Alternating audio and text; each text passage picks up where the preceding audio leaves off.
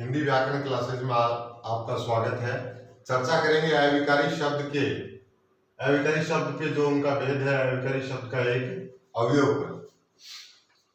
अविकारी शब्द, अव्यय क्या है? अव्यय एक अविकारी शब्द है। क्या है? अविकारी, अविकारी शब्द।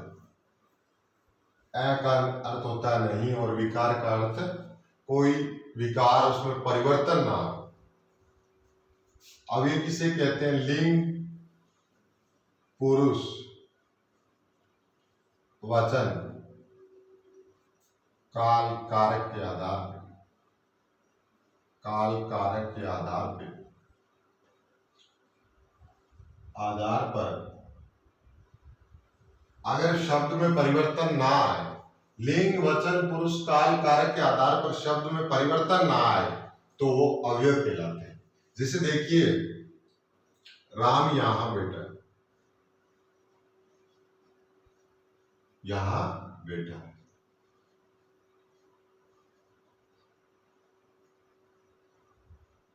वाक्य में क्या है? राम करता है, बैठना क्रिया है। और ये जो तीसरा शब्द, ये क्या है? ये अव्यय है। अब ये अव्यय है तो ये अपना रूप लिंग, पुरुष, वचन, काल, कारक के अनुसार नहीं परिवर्तित करेगा। अर्थात शब्द का वह रूप जो लिंग, वचन, कारक, काल के अनुसार अपना रूप परिवर्तन ना करे वो अव्यय कहलाता है। जैसे देखिए, अब राम तो करता है, वो तो पुल्लिंग है। यहां इस वाक्य में जो करता है वो क्या है? पुल्लिंग है। राधा यहां बैठी,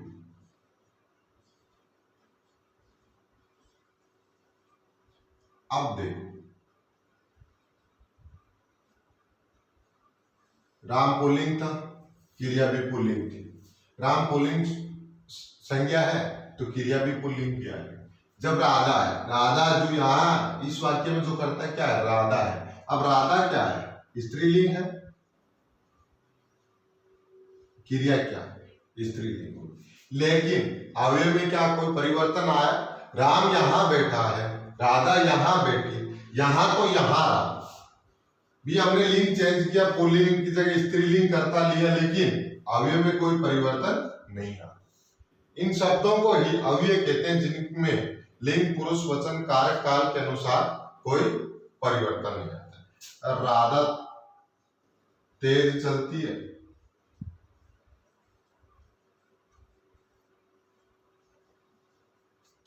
राम तेज चलता है। कर्ता स्त्रीलिंग से पुल्लिंग में आया, लेकिन बदली तो क्या बदली? क्रिया।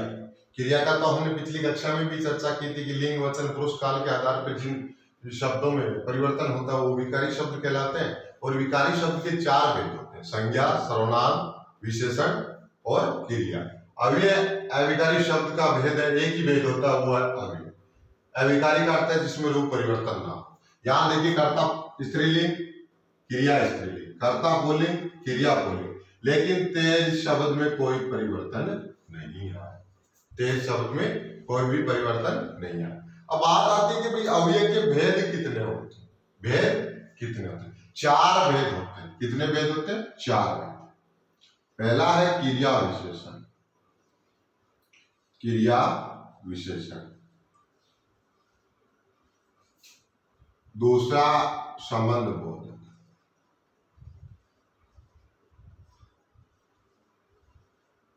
तीसरा समुच्चय बोधक,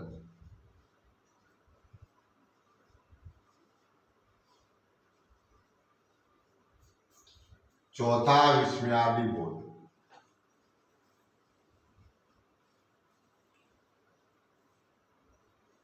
विस्मयादि बोधक। अव्यय के चार भेद किए गए। पहला भेद है क्रिया विशेषण, दूसरा संबंध बोधक, तीसरा समुच्चय बोधक, चौथा विस्मयादि बोधक। एक अव्यय का और भेद जो परीक्षा की दृष्टि से उपयोगी है। भेद तो चार है, लेकिन एक अन्य अव्यय देखिए, निपात। निपात परीक्षा में पूछा जाता है, निपात बोधक अव्यय कौन सा है? तो निपात के बारे में भी हम चर्चा करेंगे, लेकिन अलग से है। लेकिन अव्यय के जो मुख्यतः भेद होते हैं वो चार होते हैं। अगर पूछ ले अव्यय के भेद कितने होते हैं? चार होते हैं। अब बात देखिए, भेदों पे जाएंगे, नाम पे देखना आपको। क्रिया विशेषण, विशेषण क्या होता है? जो संज्ञा सर्वनाम की विशेषता बताता है। लेकिन यहां क्या है? क्रिया विशेषण। क्रिया विशेषण क्या होगा? जो क्रिया की विशेषता बताएगा वो क्रिया विशेषण होगा। संबंध बोधक, संबंध का अर्थ है जोड़ेगा दोनों वाक्यों को या शब्दों को आपस में। तो जो वे अवेश शब्द जो वाक्य के अन्य पदों को आपस में जोड़ते हैं। समुच्चय बोधक, समुच्चय बोधक में संयुक्त वाक्य और मिश्र वाक्य के जितने भी उदाहरण होते हैं वो समुच्चय बोधक में आते हैं। और विस्मयादि बोधक, विस्मय का अर्थ होता है आश्चर्य, अचरज।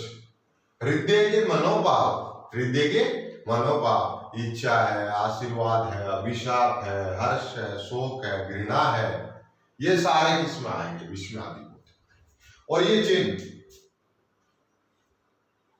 लगा, ये चिन्ह किसका? विस्मयादि बोधक का। और निपात है, निपात का अर्थ होता है किसी वर्ण या शब्द पर विशेष रूप से बल पड़ना।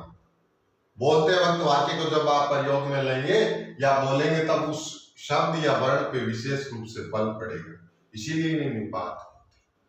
तो आइए चर्चा करते हैं इनके रूपों पे, जो इनके भेद है अव्यय के चार, उन पे विस्तृत चर्चा करेंगे। पहले करेंगे हम क्रिया विशेषण पर।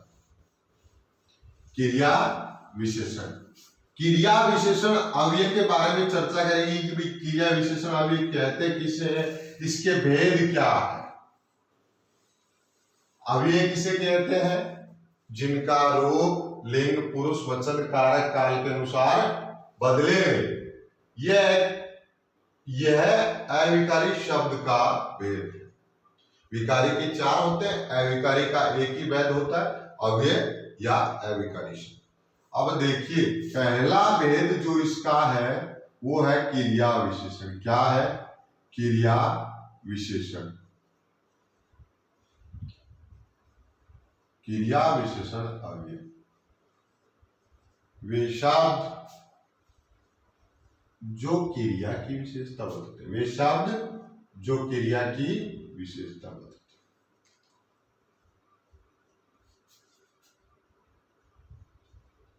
वे शब्द जो क्रिया की विशेषता बताते हैं। अब देखिए, क्रिया की विशेषता बताने वाले क्रिया विशेषण हैं। जैसे लता मधुर गाती, लता मधुर गाती, वाक्य है लता मधुर गाती।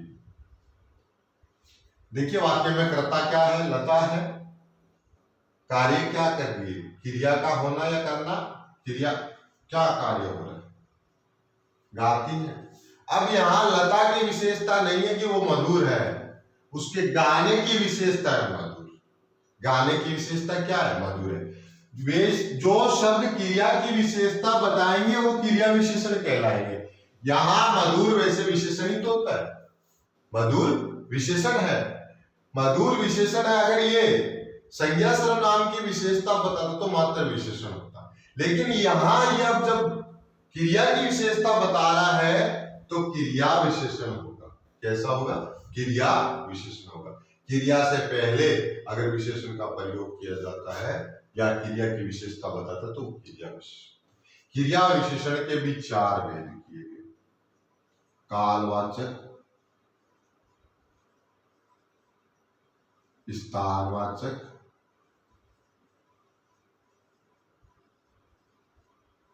परिमाणवाचक।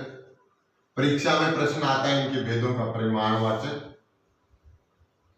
और चौथा भेद है रीतिवाचक। चार भेद किए गए हैं, चारों भेदों पे चर्चा करेंगे। कालवाचक, क्रिया के काल होने के, क्रिया के होने की काल या समय संबंधी विशेषता। कालवाचक में क्या होगा? क्रिया के होने की काल या समय संबंधी विशेषता। काल या समय संबंधी विशेषता, काल या समय संबंधी विशेषता।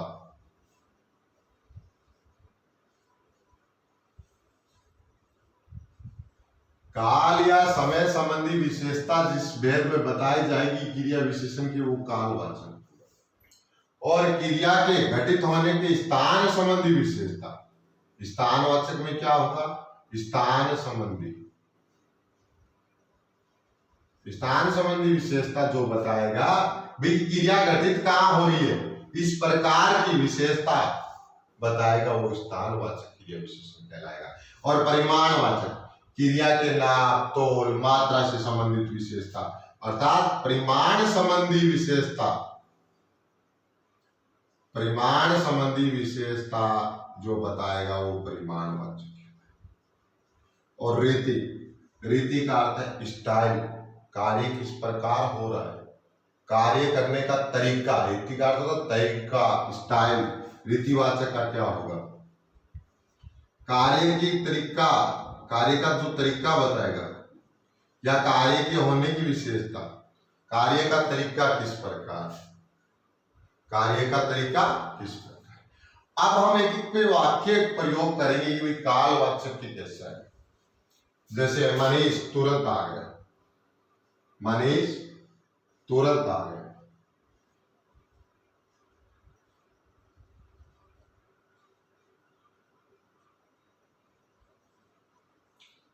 वाक्य देखिए, मनीष तुरंत आ गया।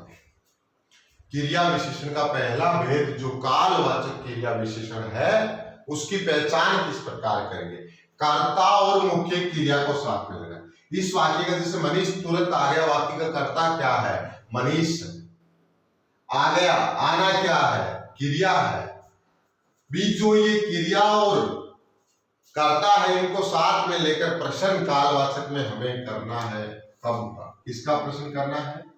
कब प्रश्नवाचक शब्द का प्रयोग करना है, और जो उत्तर आएगा वो कालवाचक क्रिया विशेषण होगा। जैसे देखिए, मनीष तुरंत आ गया, प्रश्न क्या? कर्ता को साथ में लेंगे मनीष,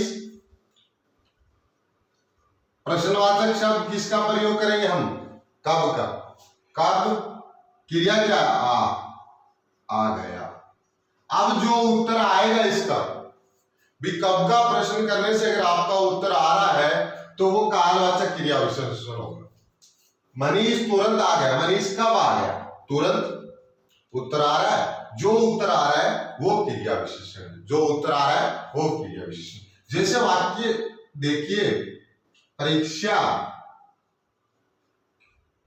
फरवरी में होगी,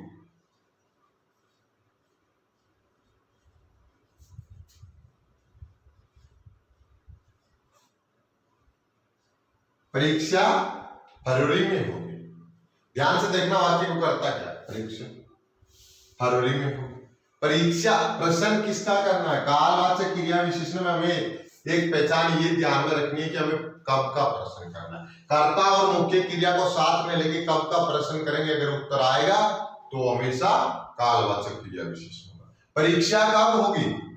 क्रिया के होने के समय संबंधी विशेषता बोध करवा रहा है। समय का बोध हो रहा है, परीक्षा कब होगी? फरवरी में होगी। परीक्षा कब होगी? फरवरी में। कुत्ते रात भर भौंकते रहे, कुत्ते रात भर भौंकते रहे।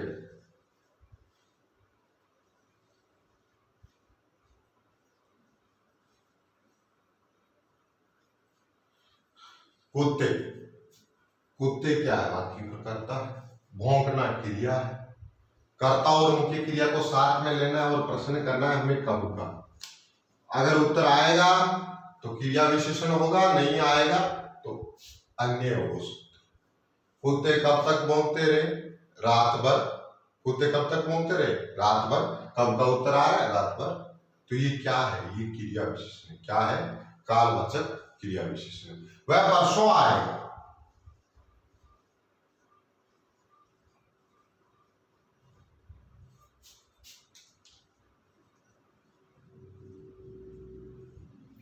वाक्य है वह परसों आए।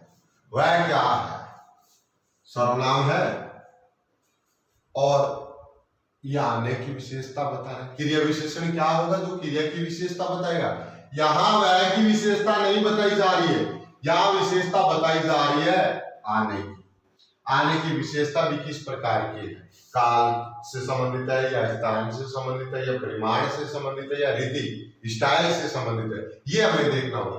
क्रिया विशेषण अव्यय कौन सा होगा, जो काल की क्रिया की विशेषता बताएगा। फिर उसके 4 लेख, काल, स्थान, परिमाण और रीति। अब देखिए यहाँ पहले तो हमें ये पता करना है कि ये विशेषता किसकी बता रहा है, क्रिया की बता रहा है, क्रिया विशेषण अव्यय, लेकिन किस प्रकार बता रहा है, समय से संबंधित या स्थान से संबंधित या परिमाण या रीति से संबंधित। वह परसों आएगा। अब देखिए शब्द वह परसों आएगा, यहाँ आने की विशेषता क्या है, परसों। परसों क्या है, कालवाचक शब्द है, लेकिन कई बार क्या नए शब्द आते हैं और हमें पता नहीं चलता है, तो हमें एक ही करना है, कर्ता और क्रिया को साथ में लेके कब का प्रश्न करना है। अगर उत्तर आएगा तो कालवाचक क्रिया विशेषण होगा। वह कब आएगा, वह कब आएगा, परसों।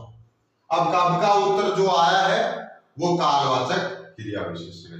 दूसरा भेद देखिए इसका, दूसरा जो भेद है वो स्थानवाचक का है। क्रिया विशेषण का दूसरा भेद स्थानवाचक का है। स्थानवाचक क्रिया विशेषण,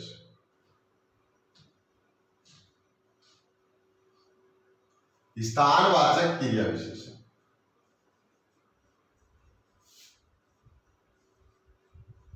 स्थानवाचक क्रिया विशेषण में हमें क्या करना है, कहाँ का प्रश्न करना है, क्या करना है, कहाँ का प्रश्न करना है।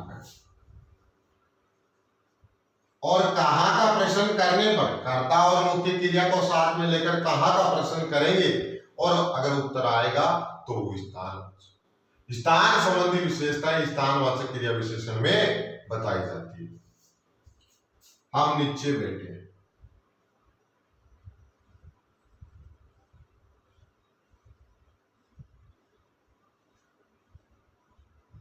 वाक्य क्या है, अब क्रिया क्या है। यह पहली बात तो आपको ये देखनी कि क्रिया क्या है।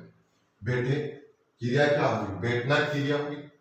अब क्रिया के स्थान संबंधी, देखिए क्रिया की स्थान संबंधी विशेषता बताएगा, वो स्थानवाचक होगा।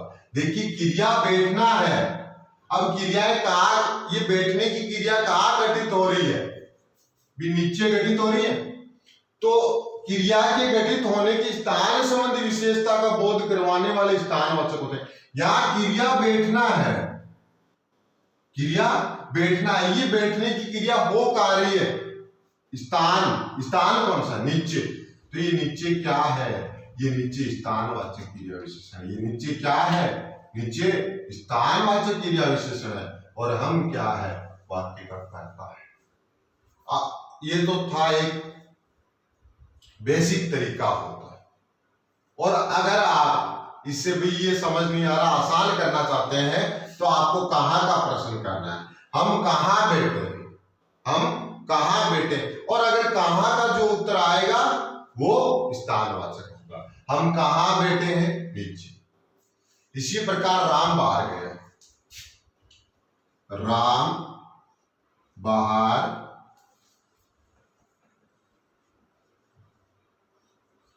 गया, राम बाहर गया। वाक्य क्या है, गया क्रिया, क्रिया ये है, राम गया क्रिया है। अब जाने की, गमन करने की विशेषता बता रहा है, कहाँ गया, बाहर।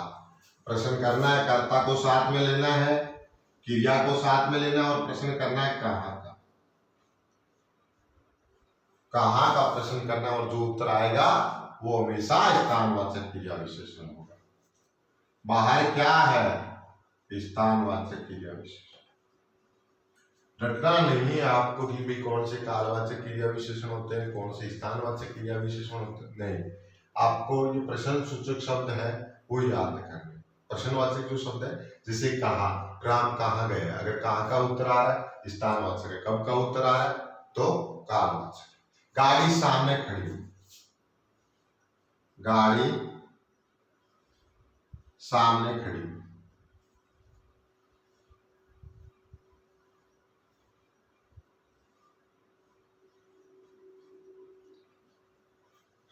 गाड़ी क्या है, करता है, खड़ा, खड़ी जो क्रिया है, खड़ा रहना, तो वो क्रिया और कर्ता को साथ में लेके हम क्या करेंगे, कहाँ का प्रश्न करेंगे, उत्तर आ जाएगा।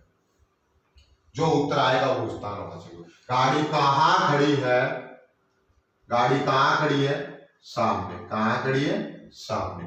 और ये तो था, आपको एक भी तरीका है, हमने नियम दे दिया कि भी कहाँ का प्रश्न करेंगे, पहचान बता दी।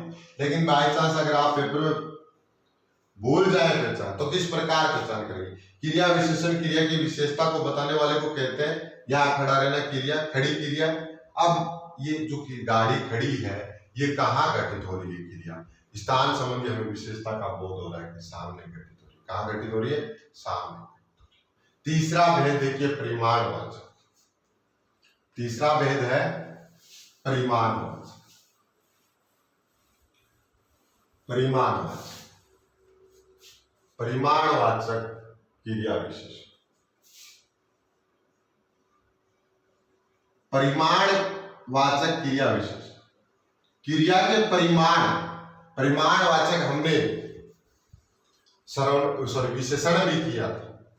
परिमाण का अर्थ होता है नाप तौल मात्रा, नाप तौल मात्रा। इस भेद में आपको जिस प्रश्नवाचक शब्द का प्रयोग करना है वो है कितना। कितना। राजेश बहुत खाता है,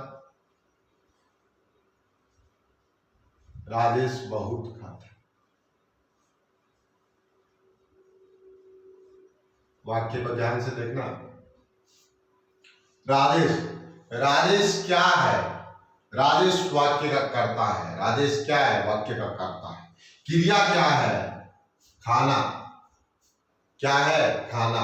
फिर हमारे पास क्रिया आगे कर्ता आ गया। अब हमें पता चल रहा है भाई बहुत किसकी विशेषता, राजेश की तो विशेषता नहीं, बहुत किसकी है, खाने की विशेषता। क्रिया की विशेषता जो बता रहा है वो क्रिया विशेषण अव्यय है, लेकिन किस प्रकार की विशेषता बता रहा है, काल से संबंधित है या स्थान से संबंधित है या परिमाण से संबंधित है या रीति स्टाइल से संबंधित है। याद रखिए, अब ये बहुत जो शब्द आया है, अव्यय आया है, खाने की विशेषता बता रहा है। अब खाने में समय तो नहीं बता रहा है, ना स्थान बता रहा है, ना स्टाइल बता रहा है कैसे खा रहा है, ये तो मात्रा बता रहा है कि राजेश कितना खाता है, राजेश कितना खाता है। कितना प्रश्नवाचक शब्द का हम प्रयोग करेंगे, उससे नाप तोल मात्रा का बोध होगा। खाने की विशेषता है बहुत, और ये बहुत किस प्रकार का है, परिमाण। खाने का तोल बता रहा है कि कितना खाता है, बहुत खाता है। राजेश वाक्य का कर्ता है, जो प्रश्नवाचक शब्द का प्रयोग करेंगे वो कितना। क्रिया क्या है, खाना है ना, खाता है।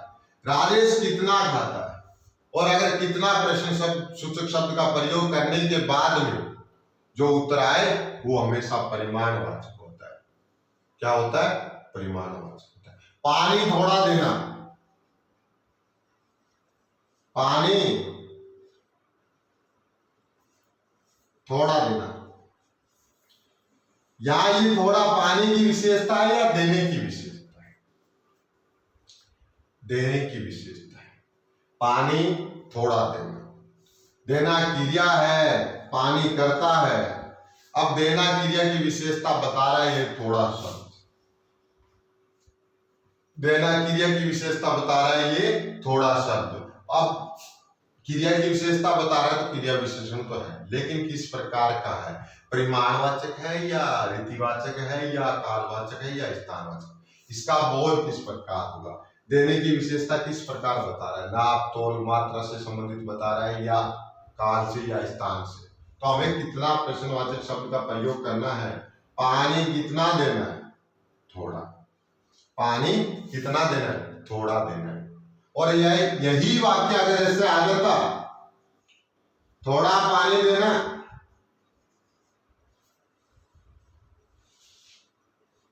थोड़ा पानी देना, यहां दोनों ही जगह थोड़ा शब्द दिया है, परिमाण का बोध करा रहा है। तो परिमाण विशेषण भी होते हैं और परिमाणवाचक क्रिया विशेषण भी होते हैं। क्रिया की विशेषता बताएंगे वो क्रिया विशेषण होंगे। विशेषणों का ही प्रयोग हो रहा है लेकिन क्रिया से पहले हो रहा है। इस वाक्य में क्रिया की विशेषता बता रहा है, इस वाक्य में पानी क्या है, पानी जातिवाचक संज्ञा है, पानी जातिवाचक संज्ञा है। और उस पानी की विशेषता बता रहा है कि वो कितना चाहिए पानी आपको, थोड़ा थोड़ा पानी दीजिए। यहां थोड़ा जो शब्द आया है वो परिमाणवाचक क्रिया विशेषण है, सॉरी परिमाणवाचक विशेषण है, और यहां देना की विशेषता बता रहा है तो ये है परिमाणवाचक क्रिया विशेषण। नेक्स्ट भेद हम जो करेंगे वो है इसका क्रिया विशेषण का अंतिम रीतिवाचक।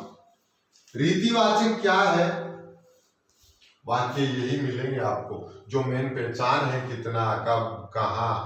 इसी प्रकार रीतिवाचक की भी पहचान है, किस प्रकार आप पहचानोगे, स्टाइल काम करने की। रीतिवाचक, रीतिवाचक अव्यय, रीतिवाचक क्रिया विशेषण। रीति का अर्थ तरीका, कहते हैं ना हमारे ये रीति रिवाज है, रिवाज करते हैं, परंपरा का तरीका किस प्रकार का है, स्टाइल। सीता धीरे धीरे चलती है,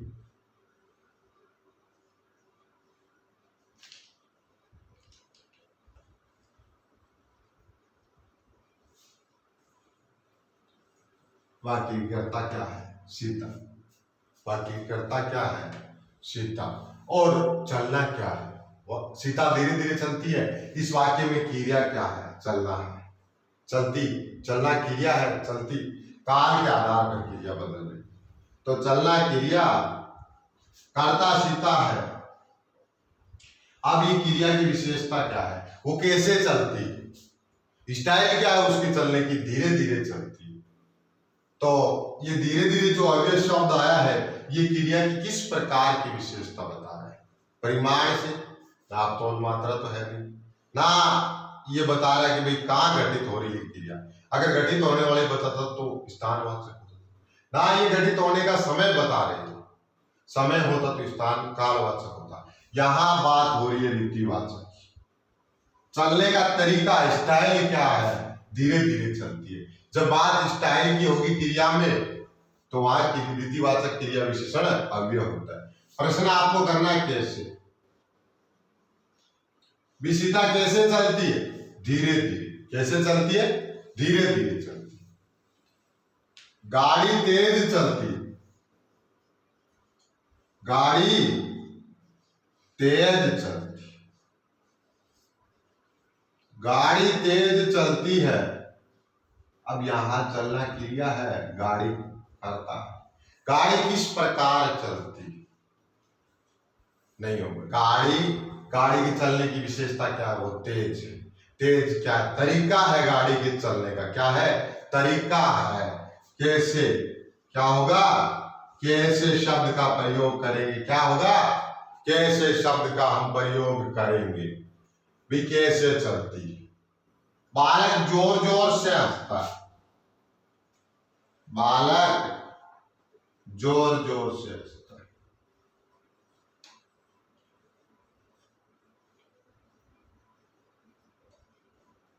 क्रिया देख, करता देखिए पहले आप, बालक जोर जोर से हंसता है, करता देखिए, बालक करता है। क्रिया क्या है, हंसना। और हंसना क्रिया की विशेषता कौन बता रहा है, वे किस प्रकार हंसता है बच्चा, जोर जोर से। बच्चा कैसे हंस रहा है, जोर जोर से हंस रहा है। तो ये क्रिया की क्या है, विशेषता बता रहा है। पहली बात तो जो क्रिया की विशेषता बताएगा वो क्रिया विशेषण अव्यय होगा। जो क्रिया की विशेषता बताएगा वो क्रिया विशेषण अव्यय होगा। और किस प्रकार की विशेषता बता रहा है उसके आधार पे हम क्रिया विशेषण के भेद भी किए हमने। तो ये किस प्रकार की विशेषता बता रहा है भी, बालक जोर जोर से हंसता है। बालक के हंसने का तरीका कैसा है, बालक के हंसने का तरीका कैसा है, तरीका कैसा है कि वो जोर जोर से हंसता है। तो बालक कैसे हंसता है, जोर जोर से हंसता है। ये था रीतिवाचक, रीति का अर्थ तरीका। और जो आपको प्रश्नवाचक शब्द का प्रयोग करना वो क्या है, कैसे, कैसे प्रश्नसूचक शब्द का हमें प्रयोग करना है, कैसे प्रश्नसूचक शब्द का प्रयोग करना। बात करेंगे क्रिया विशेषण के बाद में अव्यय के दूसरे भेद, संबंध बोधक अव्यय। संबंध बोधक अव्यय पे चर्चा करेंगे।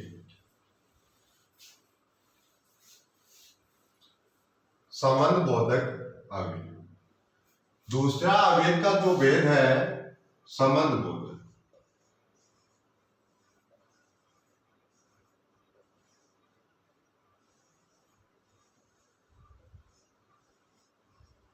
संबंधवाचक सर्वनाम ले लीजिए चाहे संबंध बोधक अवयव। यहां दोनों में क्या होता है, संज्ञा सर्वनाम पदों, संज्ञा सर्वनाम का अन्य पदों के साथ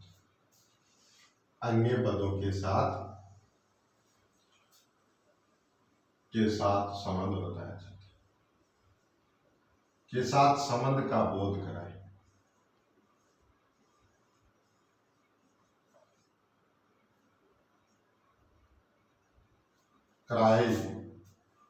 संज्ञा सर्वनाम का अन्य पदों के साथ संबंध करवाइए, संबंध का बोध करवाने वाले, संबंध का बोध करवाने वाले। अब संबंध बोधक अवयव में और क्रिया विशेषण अवयव में फर्क क्या, उस पर भी चर्चा करेंगे कि क्रिया विशेषण और संबंध बोधक में फर्क क्या है। उससे पहले संबंधवाचक के देखिए वाक्य, पुरुषार्थ के बिना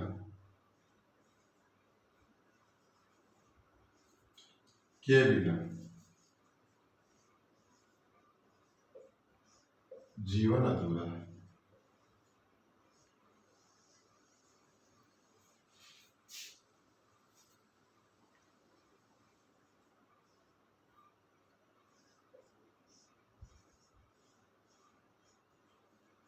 अब संबंध बोधक अवयव की हमने जो विशेषता लिखी है, संज्ञा सर्वनाम अन्य पदों का, संज्ञा सर्वनाम का अन्य पदों के साथ संबंध का बोध करवाने वाले शब्द संबंध बोधक अवयव हैं।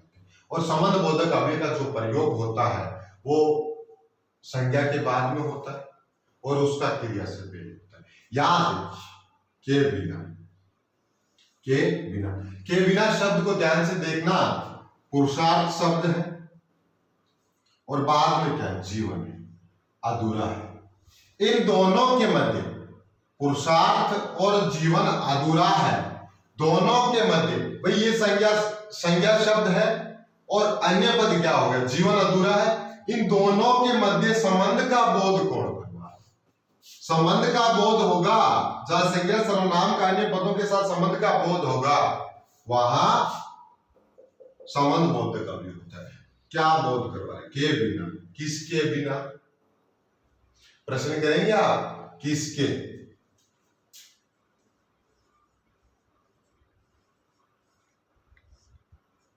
या किससे, किससे या किसके, किसके या किससे, जब यह प्रश्न होगा और जो उत्तर आएगा वो संबंध बोधक अवयव होगा। किसके या किससे जो प्रश्न, जैसे किस, पुरुषार्थ,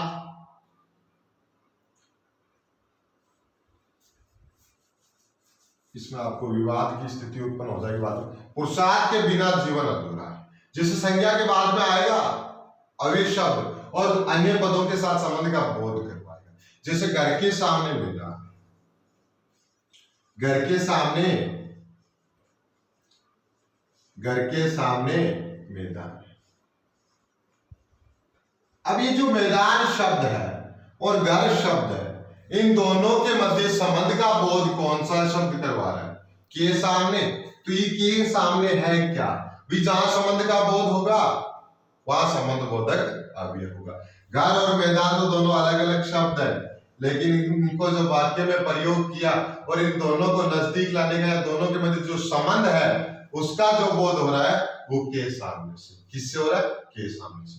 वह लकड़ी के सहारे चलता है, वह लकड़ी के सहारे चलता है, लकड़ी के सहारे चलता है। याद, वह लकड़ी के सहारे चलता है। अब यहां वह क्या है, करता है और लकड़ी, संज्ञा सर्वनाम, लकड़ी संज्ञा ही होगी। सर्वनाम संज्ञा सर्वनाम शब्दों का अन्य पद में जैसे क्रिया आ गई या कि विधेय का विस्तार आ गया, उनसे जो संबंध का बोध करवाएंगे वो संबंध बोधक अव्यय होगा। वह लकड़ी के सहारे चलता है। अब सर्वनाम का अन्य पदों के साथ संबंध का बोध करवा रहा है, वो शब्द संबंध बोधक अव्यय होता है। देखिए के सहारे क्या है? संबंध बोधक अव्यय। के सहारे क्या है? संबंध बोधक अव्यय। कुछ और उदाहरण इसके देखिए।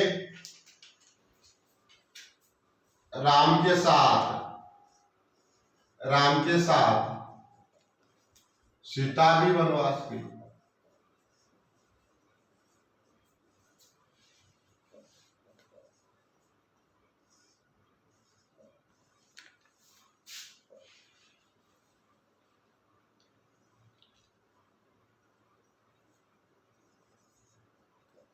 राम के साथ सीता भी वनवास, राम के साथ सीता भी वनवास गई। अब के साथ राम क्या है? संज्ञा है। राम संज्ञा है। अब राम का संबंध अन्य पदों के साथ जैसे सीता या सीता के साथ कौन करवा रहा है? भाई संज्ञा सर्वनाम शब्दों का अन्य पदों के साथ संबंध का बोध करवाने वाले संबंध बोधक होते हैं। या राम संज्ञा उसका अन्य पदों के साथ संबंध का बोध कौन करवा रहा है? के साथ। कौन करवा रहा है? के साथ। तो के साथ क्या है? संबंध बोधक अव्यय। जिसे राम, चलो कुछ उदाहरण, इन दोनों में जो अंतर होता है संबंध बोधक अव्यय में और क्रिया विशेषण अव्यय। एक और, जहां तुलना होगी, जहां दो के मध्य तुलना होगी वहां हमेशा संबंध बोधक अव्यय होता है। वो क्रिया विशेषण में हम फर्क करेंगे। क्रिया विशेषण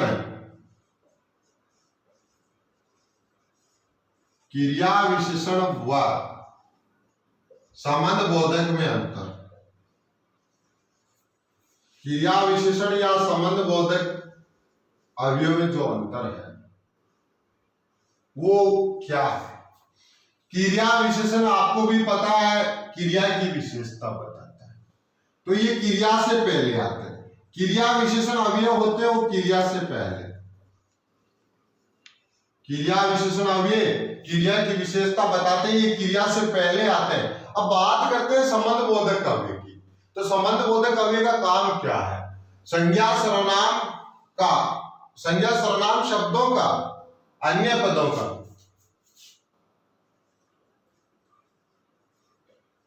संज्ञा सर्वनाम शब्दों का अन्य पदों के साथ, तो ये संज्ञा सर्वनाम के साथ अन्य पदों का संबंध बताएंगे ना, तो ये संज्ञा सर्वनाम के बाद में।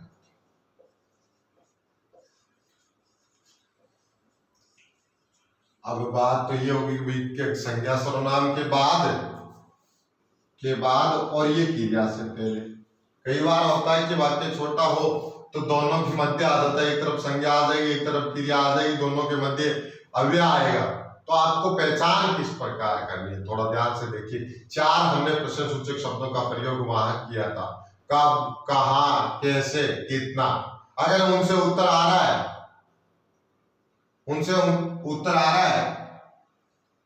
तो क्रिया विशेषण नहीं आ रहा तो संबंध बोधक है। वाक्य देखिए, राम अंदर सो रहा है,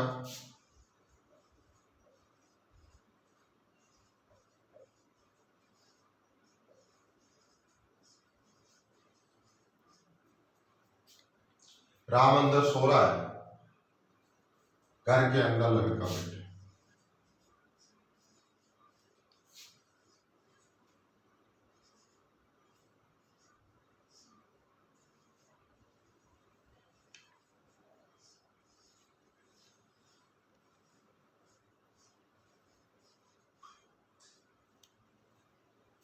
घर के अंदर लड़का बैठा। बात क्या की थी हमने? क्रिया विशेषण में बात की थी कि कब, कहां, कैसे, कितना, इन प्रश्न सूचक शब्दों का प्रयोग करना है। अगर उत्तर आ जाए तो वो क्रिया विशेषण अव्यय होता है। अब कब का प्रयोग करेंगे तो कालवाचक कहाँ का करेंगे, स्थानवाचक कैसे का, रीतिवाचक कितना का परिमाण। दो वाक्य आपके सामने, अंदर यहां भी है तो अंदर यहां भी है। अब ये सेम है लेकिन अलग हो रहा है, वाक्य प्रयोग कर रहे हैं अलग हो रहा है। अब देखिए, राम अंदर सो रहा है, राम अंदर सो रहा है। वाक्य को ध्यान से देखना, राम क्या है, वाक्य का कर्ता है, सोना क्या है, क्रिया है। हम वही तरीका अपनाएंगे पहले वाला, क्रिया और कर्ता को साथ में लेकर का प्रश्न करेंगे।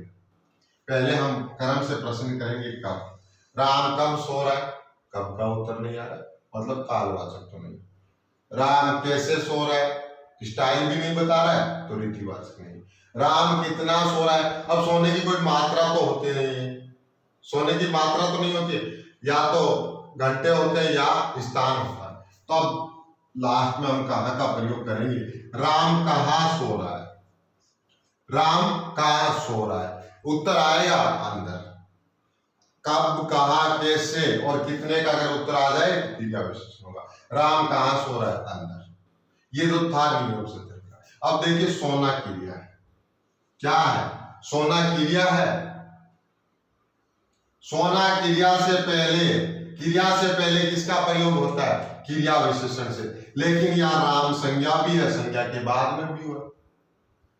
लेकिन जो सोना क्रिया से, जो क्रिया की विशेषता बताएगा वो क्या होगा, क्रिया विशेषण। यहाँ अंदर जो शब्द है वो सोने की विशेषता बता रहा है कि भाई जो सोने की क्रिया घटित हो रही है वो कहाँ घटित हो रही है, अंदर घटित हो रही है। तो ये क्या है, क्रिया विशेषण है। इसी प्रकार देखिए, घर के अंदर लड़का बैठा है। अब लड़का और घर के मध्य जो संबंध बता रहे हैं, यहाँ संबंध है घर के अंदर लड़का, घर के अंदर लड़का। अब दोनों के मध्य संबंध का काम कौन कर, के अंदर। अगर ये बात भी अगर आपके भी समझ नहीं आए तो आप इनका प्रयोग कर सकते हैं। घर के कब लड़का बैठा या घर कब बैठा, भैया हम जब इनका प्रश्न करते हैं तो हम कर्ता को लेते हैं, क्रिया को लेते हैं।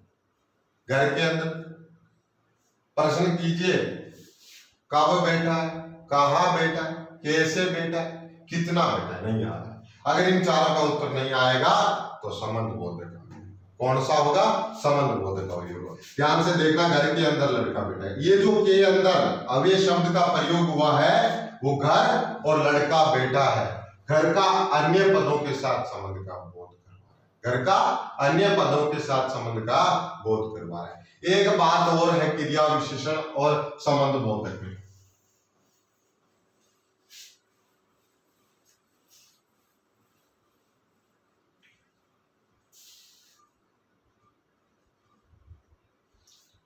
गीता मधुर गाती है, गीता मधुर गाती है।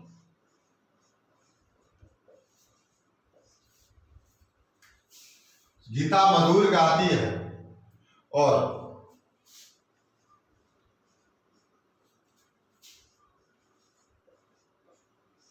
सीता गीता से मधुर गाती है।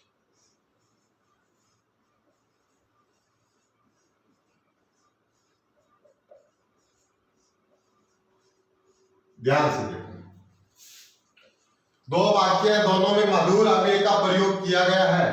दोनों ही देखिए क्रिया से पहले आए हैं। गीता मधुर गाती है, यहां गाने की विशेषता हो रही है, गाने की विशेषता की बात हो रही है। गीता मधुर गाती है, इन नामों में कुछ नहीं पड़ा, करता गीता लो, सीता लो, ममता लो, राधा लो, जो लेना, जानकी लो, पार्वती लो, जो लेना नहीं लेना, बात यहां समझ आ। गीता, गीता मधुर गाती। अब हम वही तरीका अपनाएंगे। गीता कैसे गाती, मधुर, जहां तुलना ना हो, जहां तुलना ना हो और क्रिया की विशेषता बताई जाए वहां क्रिया विशेषण होता है। और जब दो के मध्य तुलना होगी और क्रिया की विशेषता बताई जाएगी तब संबंध बोधक होगा। यहां सीता गीता से तुलना हो रही है, सीता और गीता के मध्य बात तो वही है, मधुर गाती है, मधुर गाती है। यहाँ गीता अकेली गा रही थी, वहां दो के मध्य तुलना हो रही है, सीता और गीता के मध्य, कि सीता गीता से मधुर गाती। जहां तुलना की बात आएगी वहां संबंध बोधक। ये था अव्यय का दूसरा भेद, संबंध बोधक अव्यय। संबंध बोधक अव्यय बात, ये जो अब आपको हम करवा रहे हैं जितना भी मैटर, इसके जो नोट्स है वो आपको हमारे टेलीग्राम चैनल एमआर की क्लासेस, टेलीग्राम चैनल है एमआर के नाम से, उसको आपको ज्वाइन करना है। और ये जो नोट्स है वो आपको डेली शाम को मिलते रहेंगे। आज जैसे क्लास होगी, शाम को आपको नोट्स मिल जाएंगे।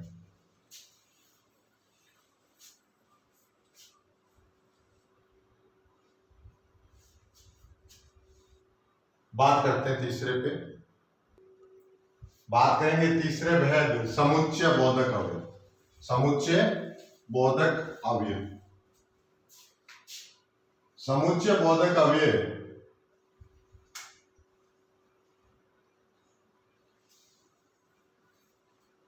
समुच्चय बोधक अवयव, ये अवयव दो पदों, दो वाक्यों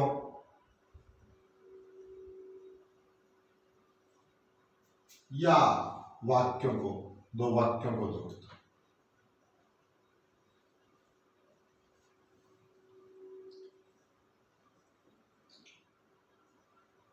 दो भेद हैं इसके। समुच्चय बोधक अवयव दो पदों या दो उपवाक्यों या दो वाक्यों को जोड़ता है। इसके दो भेद हैं, समानाधिकरण,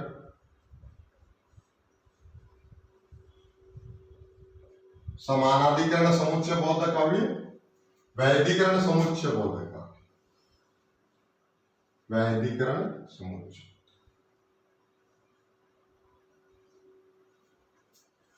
शब्दों पे जाइए, समान, समान अधिकरण, संधि कार्य, विधनाधिकरण। वी का अर्थ होता है वो भिन्न होता है। जहां दो समान वाक्यों या दो समान पदों या दो समान वाक्यों को जोड़ा जाएगा वह समानाधिकरण होता है। और जहां दो असमान वाक्यों या उपवाक्यों या पदों को जोड़ा जाएगा वह व्यधिकरण होता है। दोबारा देखिए, समानाधिकरण, समान, दो समान पदों या उपवाक्यों या वाक्यों को जोड़ते हो समानाधिकरण होते हैं। वी का अर्थ होता है भिन्न, अलग। दो असमान पदों या दो वाक्यों या वाक्यों को जोड़ते हैं वो व्यधिकरण। समान अधिकरण समुच्चय बोधक अवयव की पहचान देखिए, और अथवा या व परंतु अपितु किंतु लेकिन अगर मगर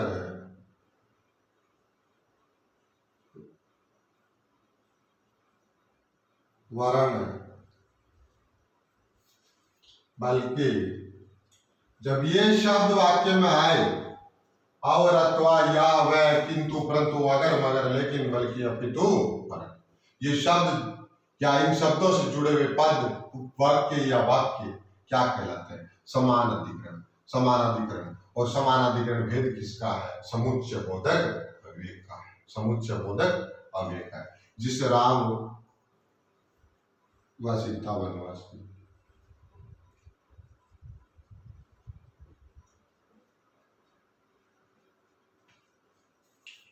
राम व सीता वनवास। यहां देखिए, वह शब्द है, वह क्या कर रहा है? वह राम व सीता को जोड़ रहा है, दो पदों को आपस में जोड़ रहा है। दो समान पद है, दोनों का उद्देश्य एक था, वनवास। वनवास गए। यहां दो समान पदों को जोड़ रहा है, कौन? वह। जहां समान पदों को जोड़ा जाएगा वो समान अधिकरण होगा। बात फिर भी समझ नहीं आए तो पहचान बड़ी है, और अथवा या वह परंतु अपितु किंतु लेकिन बल्कि अगर मगर वर्ण। ये शब्द जब आपको वाक्य में कहीं दिखे तो वह समानाधिकरण समुच्चय बोधक अवयव। वाक्य देखिए, वे आए और चले गए।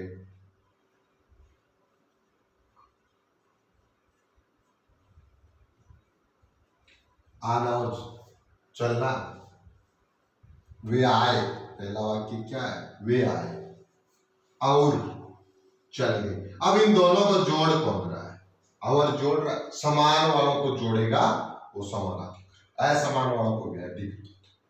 वाक्य देख रहे हैं, राधा आ रही है, राधा आ रही है, अपितु सीता, अपितु भारती भी आ रही है।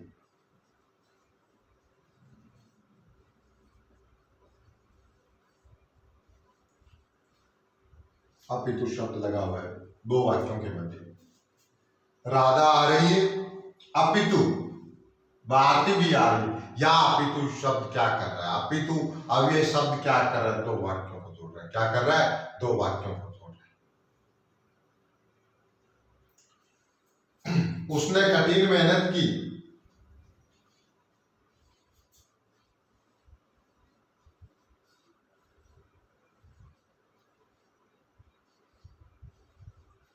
परंतु सफल नहीं हो सका।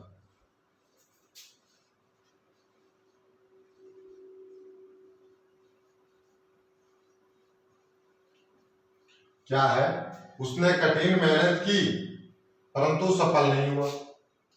परंतु शब्द लगा, परंतु लगा। उसने कठिन मेहनत की परंतु सफल नहीं उसका। जब ये शब्द लगे होंगे और किसी वाक्य को जोड़ेंगे या पदों को जोड़ेंगे या वाक्यों को जोड़ेंगे, वह समानाधिकरण समुच्चय बोधक अवयव। मुझे घड़ी या फोन चाहिए, मुझे घड़ी या फोन चाहिए।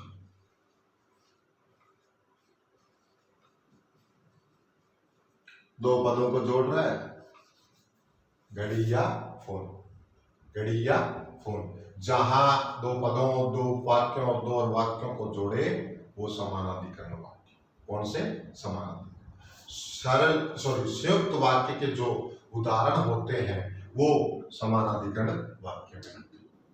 बात करेंगे वैधिकरण, वैधिकरण समुच्चय बोधक अवयव। वैधिकरण समुच्चय बोधक अवयव के चार भेद होते हैं। वैधिकरण समुच्चय बोधक अवयव के कितने भेद होते हैं, चार भेद किए गए।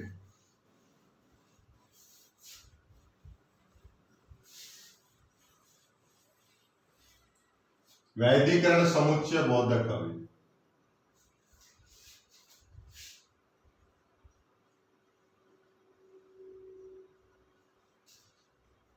वैधिकरण समुच्चय बोधक अवयव चार भेद किए। पहला कर्णवाचक,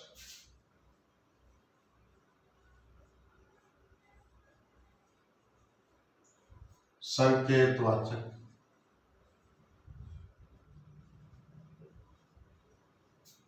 स्वरूपवाचक या स्वरूप बोधक,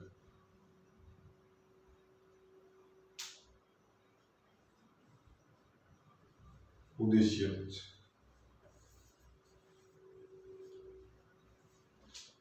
चार भेद किए गए हैं। वैधिकरण समुच्चय बोधक अवयव कितने भेद हैं, चार। कर्णवाचक, संकेतवाचक, स्वरूपवाचक, उद्देश्यवाचक। कारण, संकेत, स्वरूप, उद्देश्य। अब पहले चर्चा करते हैं कारणवाचक। कारणवाचक क्या है, वे अवयव शब्द जो कारण स्पष्ट करे। कारणवाचक में क्या होगा, कारण स्पष्ट होगा कि भाई कार्य का होने का कारण क्या है, कारण स्पष्ट।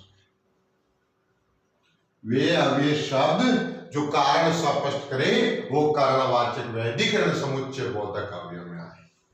पहचान क्या है, जब ये शब्द क्योंकि, इसलिए, चूंकि और की, ये शब्द जब लगे होंगे, चूंकि, और की, इन शब्दों से जुड़े हुए वाक्य, पद या उपवाक्य क्या कहलाते हैं? कारणवाचक, वैधिकरण, समुच्चय, बोध। वह नहीं आया, नहीं आया क्योंकि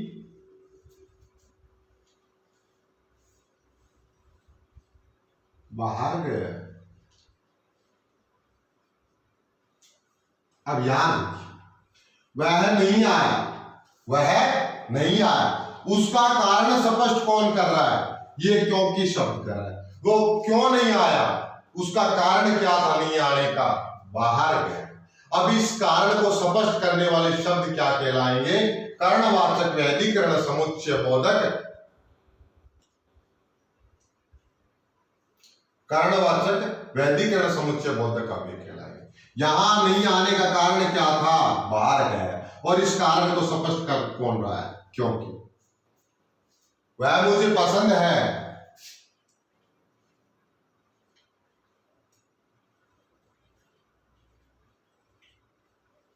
वह मुझे पसंद है इसलिए कि वह सुंदर है।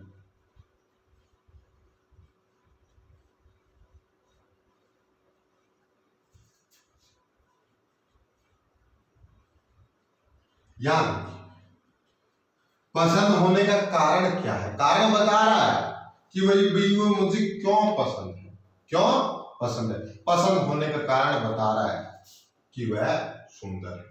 और ये कारण किन शब्दों के कारण स्पष्ट हो रहा है? किस लिए? सॉरी, इसलिए शब्द के कारण क्या हो रहा है? कारण स्पष्ट हो रहा है। वह मुझे पसंद है इसलिए कि वह सुंदर है। जहां कारण स्पष्ट होगा वहां कारणवाचक होगा। और पहचान क्या है? क्योंकि, इसलिए, क्योंकि, कि।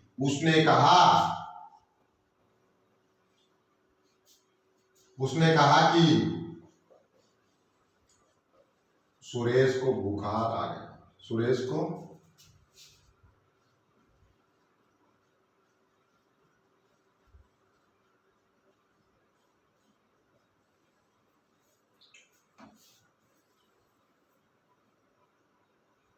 उसने कहा, क्या कहा था? क्या कारण था? उसने कहा कि सुरेश को बुखार आ गया। कई बार कारण स्पष्ट नहीं होता तो भी आपको इन योजक शब्दों के आधार पर क्या करना है? कारणवाचक करना है। जब ये योजक शब्द लगे होंगे तो कारणवाचक। अब बात करते हैं दूसरे भेद संकेतवाचक पे। दूसरे भेद संकेतवाचक, वैधिकरण, समुच्चय, बोधक, अव्यय पर। संकेतवाचक, वैधिकरण, समुच्चय, बोधक, अव्यय। संकेत, वे अव्यय शब्द जो संकेत से जोड़ते हैं। वे अव्यय शब्द जो संकेत से जोड़ते हैं। जो तो, यदि तो, यद्यपि, तथापि, तथापि, जैसा वैसा, जैसी वैसी, जो सो,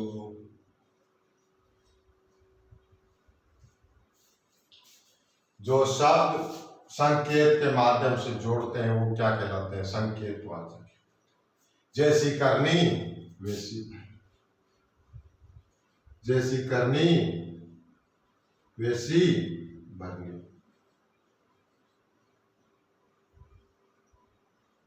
जैसी करनी वैसी भरनी। अब ये संकेत कर रहा है कि जैसी करनी होगी वैसी भरनी होगी। जो जैसा कार्य करता है उसको वैसा ही फल मिलता है। जैसी करनी वैसी भरनी। जहां संकेत के माध्यम से जोड़ा जाएगा वहां संकेतवाचक, वैधिकरण, समुच्चय, बोधक अव्यय होगा। जो तो, यदि तो, यद्यपि, यद्यपि, तथापि, जैसा वैसा, जैसी वैसी, जो सो। जो बोले सो निहाल।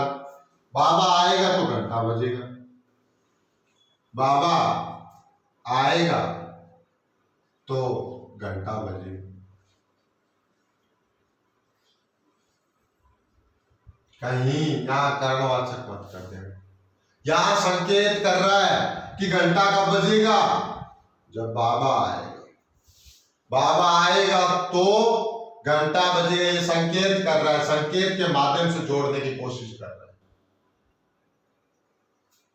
कुछ बनना है तो स्कूल जाओ,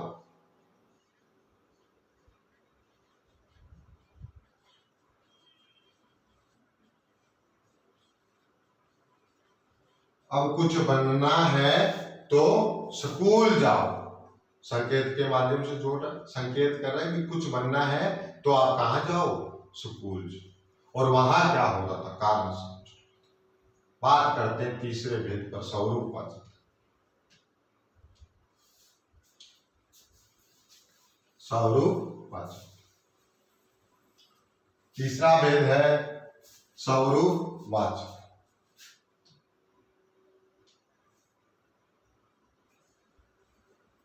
स्वरूपवाचक में क्या होगा,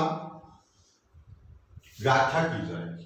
वे अव्यय शब्द जो व्याख्या करते हैं या व्याख्या के माध्यम से समझाते हैं, वे अव्यय शब्द जो व्याख्या करते हैं।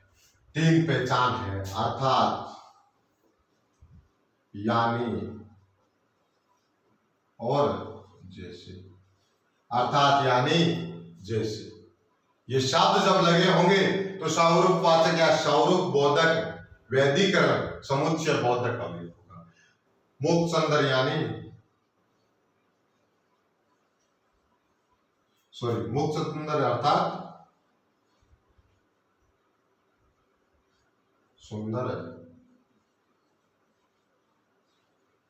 मुक्त संदर अर्थात सुंदर है। लोमड़ी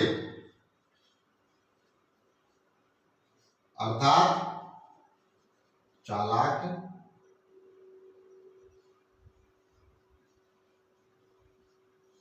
लोमड़ी अर्थात चालाक है।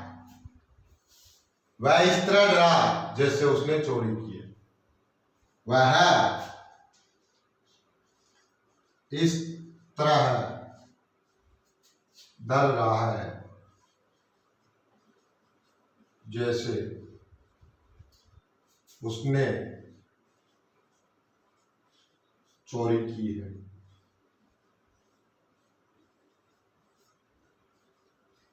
अब देखिए व्याख्या कर रहा है, वो किस तरह डर रहा है, जैसे उसने चोरी की है। जैसे शब्द जुड़ा हुआ है, जैसे, अर्थात, यानी, इन शब्दों से जो वाक्य या पद या उपवाक्य जुड़े होंगे वो स्वरूपवाचक या स्वरूप बोधक, वैदिकरण, समुच्चय बोधक अवयव में आए।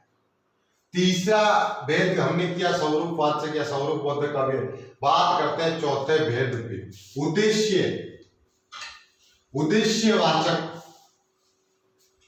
उद्देश्यवाचक भेद पे चर्चा करते हैं। उद्देश्य बोधक या वाचक, यहां कार्य जो वे अव्यय शब्द जो उद्देश्य स्पष्ट करें, वे अव्यय शब्द जो उद्देश्य स्पष्ट करें। पहचान क्या है, ताकि लगा हो या जिससे, ताकि या जिससे, ताकि या जिससे जो शब्द जुड़े होंगे, जो शब्द या वाक्य या उपवाक्य जुड़े होंगे वो किस में आएंगे, उद्देश्यवाचक, वैदिकरण, समुच्चय बोधक अवयव में। श्रेष्ठ कार्य करो, श्रेष्ठ कार्य करो,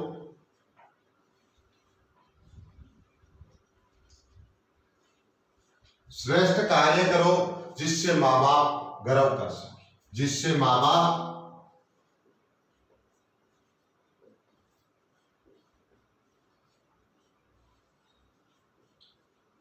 श्रेष्ठ कार्य करना है जिससे, अब श्रेष्ठ कार्य का उद्देश्य सिद्ध करना है कि जिससे माँ बाप गर्व कर सके। आप यात्री भागा,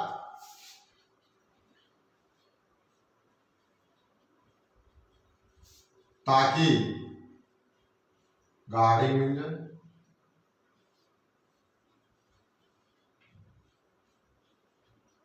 यात्री भागा ताकि गाड़ी मिल जाए। यात्री के भागने का उद्देश्य क्या था, कि उसको गाड़ी मिल जाए। ताकि शब्द से जुड़ा हुआ है, ताकि शब्द से या जिससे शब्द से जुड़ा होगा वो उद्देश्यवाचक वैधिकरण समुच्चय बोधक अव्यय हो। बात करते हैं अव्यय के चौथे और अंतिम भेद के, विस्मयादि बोधक। विस्मयादि बोधक अव्यय।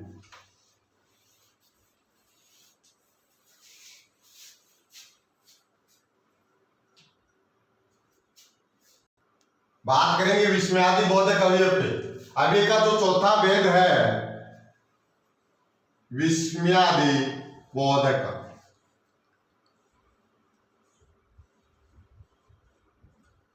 चौथा भेद विस्मयादि बोधक। चार भेद होते हैं, चौथे भेद पे चर्चा कर रहे हैं विस्मयादि। विस्मय का अर्थ होता है आश्चर्य या आप कह सकते हैं हृदय के मनोभाव। हृदय के मनोभावों से हम बात तात्पर्य क्या लेंगे? हर्ष, शोक, घृणा, इच्छा, आशीर्वाद, अभिशाप, जुगुप्सा, जितने भी भाव हृदय में हमारे उमड़ते हैं वो सारे किसमें आएंगे? विस्मयादि बोधक अव्यय में। लेकिन इसकी पहचान ये चिन्ह है, ये विस्मयादि चिन्ह। विस्मयादि चिन्ह क्या है? ये है, जब ये वाक्य में लगा होगा विस्मयादि बोधक अव्यय। कई बार नहीं लगता, लेकिन जहां हृदय के मनोभावों की बात आएगी, या आप इच्छा जाहिर कर रहे हो, या आशीर्वाद दे रहे हो, या किसी को श्राप दे रहे हो, तो वो सारे किसमें आएंगे? इसी में। वाह, जैसे देखिए, वाह कितना सुंदर दृश्य है।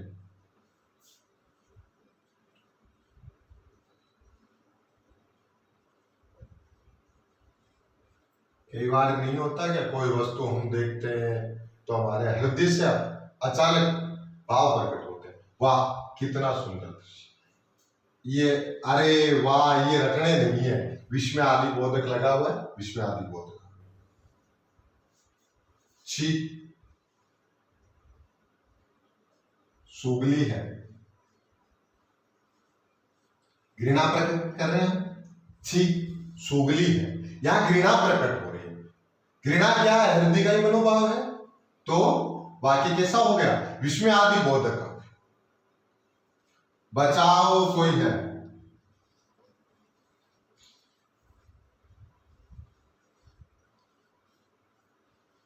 भय, भय उत्पन्न हो रहा है। भय क्या है? हृदय का मनोभाव। बचाओ कोई है, हाय अब मैं क्या करूं, हाय अब मैं क्या करूं।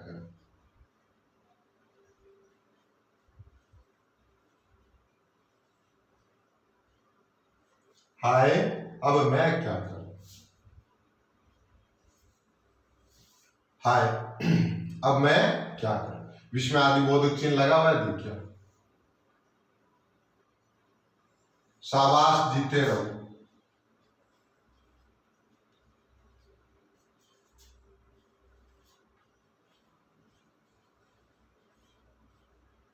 आशीर्वाद दे रहे, शाबाश जीते रहो, जुग जुग जियो, पुत्रवती भव।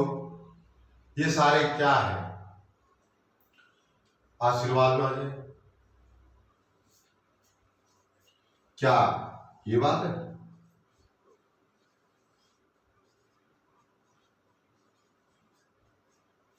आश्चर्य प्रकट कर रहे हैं। कोई जब आपको बात बताते हैं तो आप अचानक जैसे आश्चर्य वाली बात सुनते तो ये बोलते हैं क्या ये बात है, ये क्या है? जहां जितने भी हृदय के मनोभाव आएंगे और विस्मयादि चिन्ह आया होगा वहां विस्मयादि बोधक आएंगे।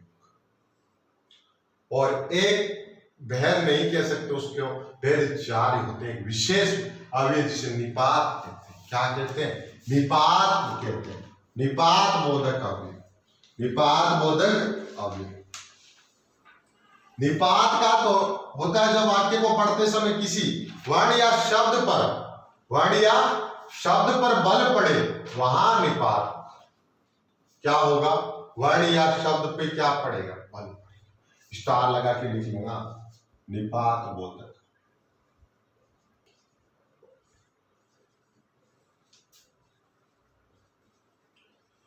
निपात बोधक अव्यय जहां वाक्य पढ़ते समय अगर किसी वर्ण या शब्द पर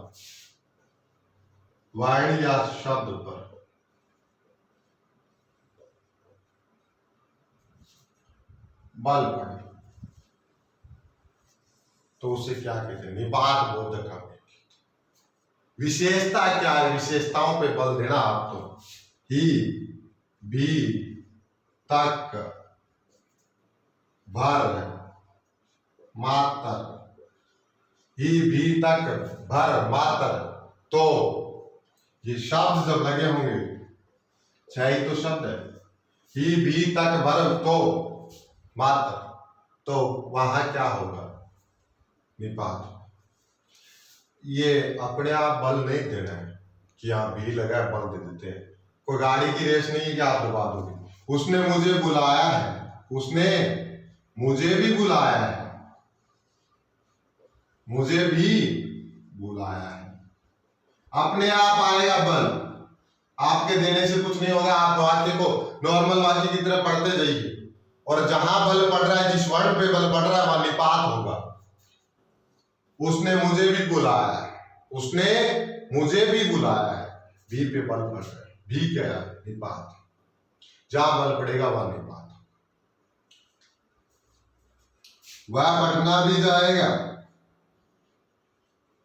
वह पटना भी जाएगा, भी लगा है, वह पटना भी जाएगा। जैसे वाक्य आ जाए, जी भर खा लो,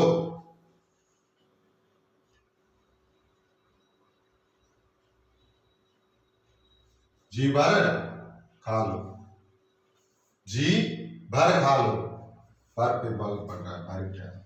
वाक्य कौन सा होगा? निपात। अरे अरे तुम भी आए हो,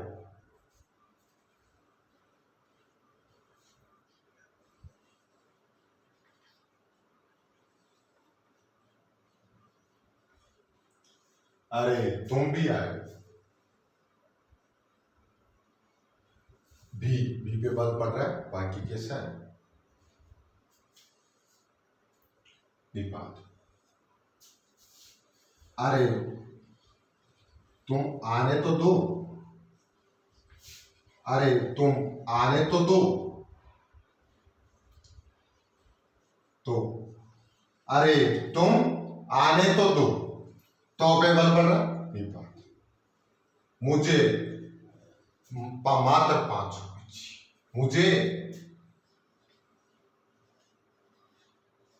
मुझे मात्र 5 रुपए चाहिए।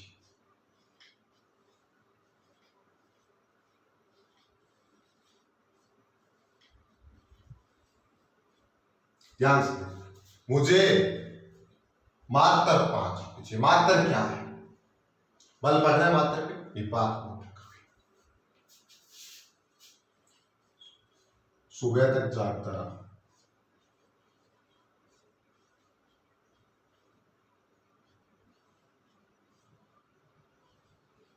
सुबह तक, सुबह तक, सुबह तक जागता रहा, तक पे बल पड़। राम ही आ रहा है, राम ही आ रहा है,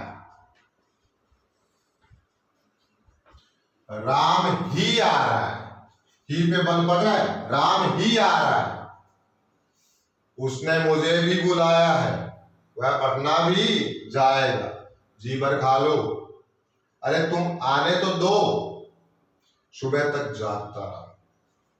अरे तुम भी आए हो, मुझे मात्र 5 रुपए चाहिए। राम भी आ रहा है, राम भी आ रहा है।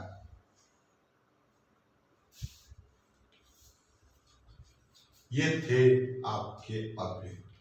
अब ये कि पीएसआई में 2 या 3 प्रश्न आएंगे और रीट में एक प्रश्न आएगा पदबंध का, उसमें अव्यय जरूर। धन्यवाद।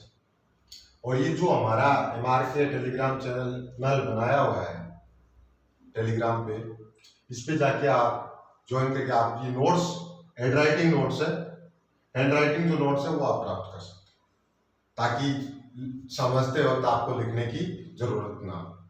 धन्यवाद आज के लिए।